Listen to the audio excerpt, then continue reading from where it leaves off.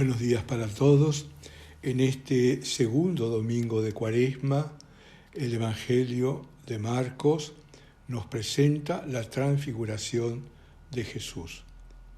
Lo encontramos en Marcos capítulo 9, versículos del 2 al 10.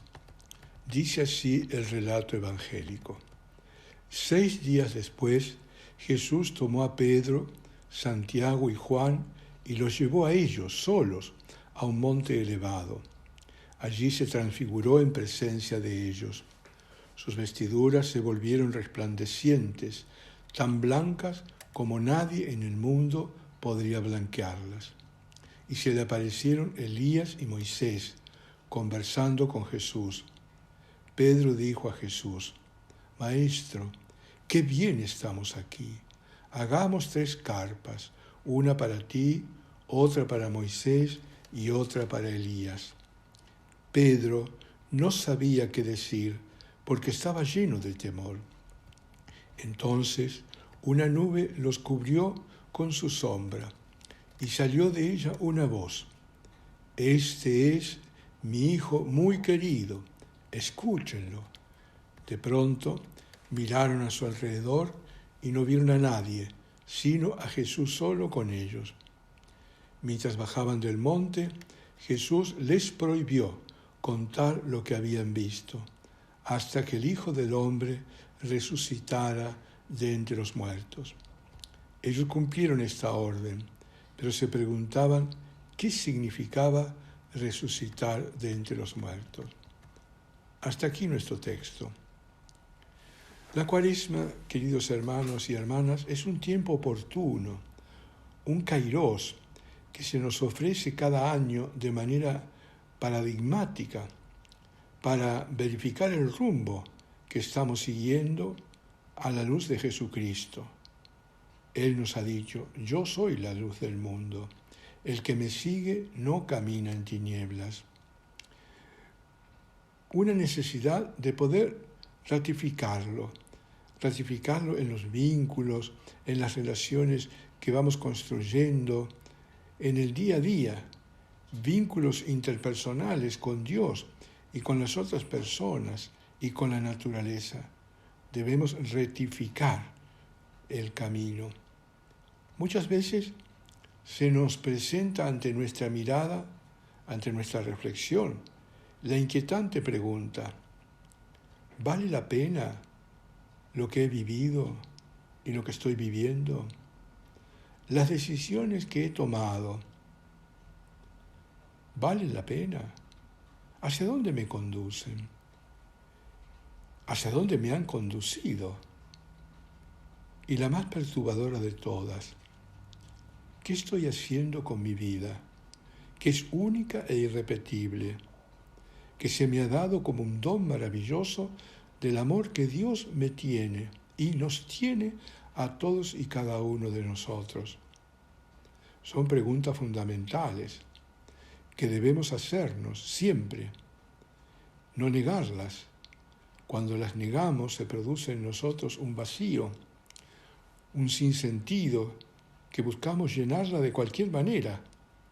Y la única forma de llenarlo es encontrando respuesta a estas preguntas que son existenciales, fundamentales, sobre todo a la luz de las experiencias y vivencias vividas y no resignificadas. El dicho popular dice que unos nacen con estrella y que otros nacen estrellados. Muchas veces se nos ha predicado: es necesario resignarse, tenés que resignarte ante esta situación, ante ese vínculo, tenés que resignarse. Se nos inculcó esta palabra como si fuera una palabra santa, la resignación. Miren, hermanos y hermanas, nada más alejado del anuncio evangélico que la resignación, que nos habla de esperanza activa, esperanza contra toda esperanza, animada por la confianza, es decir, por la fe confianza, por ese coraje para enfrentar la vida. Y ante la machacada palabrita, resignación, la conclusión es que todos o algunos piensan, mi vida no cambiará. Yo he nacido para sufrir. Y peor aún, esa es la voluntad de Dios. Miren, Él no manda los sufrimientos, ni tampoco los permite para probarnos. Cuando hacemos así, estamos haciendo de Dios el tentador. Así vivimos, o bien con el temor a la condenación, nos han hecho lo peor, es que lo hemos asumido, sin ningún sentido crítico. Es como una palabrita que golpea constantemente desde la infancia, una imagen de Dios y de nuestras culpas. Hoy, el Evangelio nos muestra que el fin de nuestra vida, de la tuya, no es el fracaso, no es la condenación, no es el sinsentido, sino la transfiguración. Bien lo que dije, no se trata de una metamorfosis, cambiar de forma, sino de ser transfigurados en Cristo, por la acción del Espíritu Santo. El relato evangélico, de manera maravillosa, nos dice que el testimonio del Antiguo Testamento, representado hoy por las figuras de Moisés, la ley, y la de Elías, los profetas, están hablando con Jesús. Es decir, nos están diciendo que la historia de la salvación, que tu historia, porque vos estás inserto en esa historia de salvación, que la historia de tu pueblo, de tu familia, la de cada uno, porque estamos inmensos, repito, en esa historia, no es de condenación, no es de fracaso, sino de plenitud en Cristo. Miren, el sufrimiento no es algo querido por Dios. Esto también es algo que nos han inculcado, pero no es evangélico. Repito, el sufrimiento no es algo querido por Dios. El Padre no quiere, primero, que el Hijo sufra, sin más. Pero era necesario asumir ese sufrimiento como consecuencia de su compromiso con la voluntad de Dios, que es hacer a los hombres libres y por lo tanto enfrentarse al mal, al pecado. La cruz será la consecuencia de la opción de Jesús, no una voluntad omnímoda, perversa de un Dios que quiere sacrificios. Esto también nos han inculcado. El sufrimiento que encontramos en la vida no es algo que Dios nos mande, es propio de la existencia humana, diríamos, es inherente a nuestra condición de criaturas.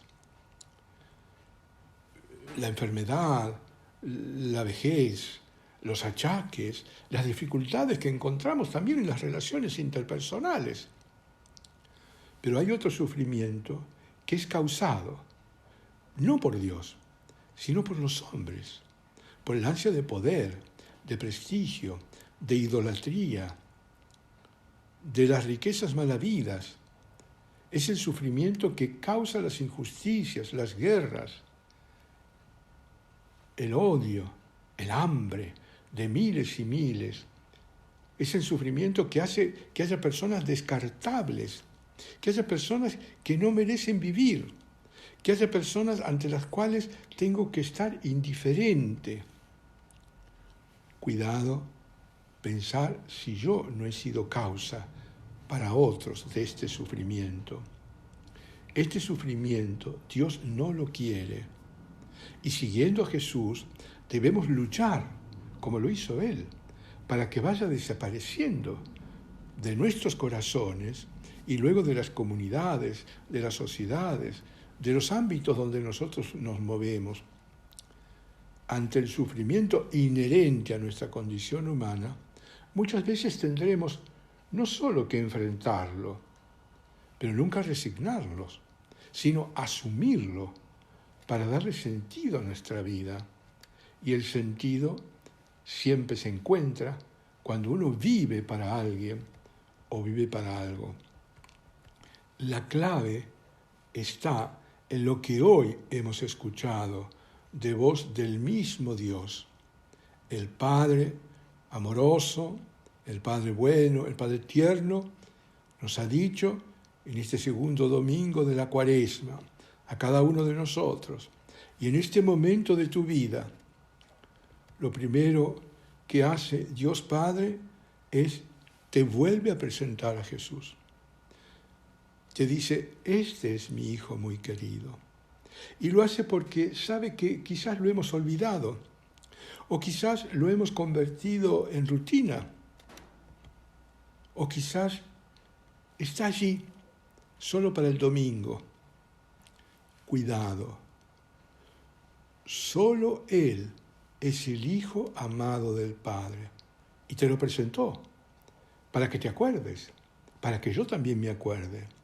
Y luego, una vez que lo hemos reconocido, que hemos tomado conciencia de que Él es el Hijo amado del Padre, nos dice imperativamente, escúchalo, dado que solo Él es el sentido pleno de nuestras vidas.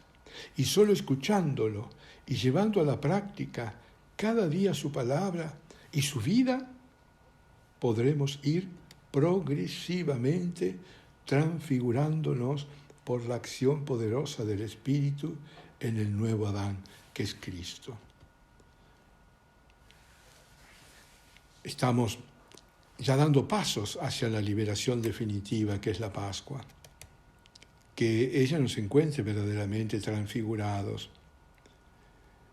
Que con su divino Hijo te bendiga y les bendiga la Virgen María, en el nombre del Padre, del Hijo y del Espíritu Santo. Les deseo de todo corazón un feliz domingo. Disfrútenlo. Dios quiere que disfrutemos. Dios nos ha creado para disfrutar, no para sufrir. Nos vemos la próxima.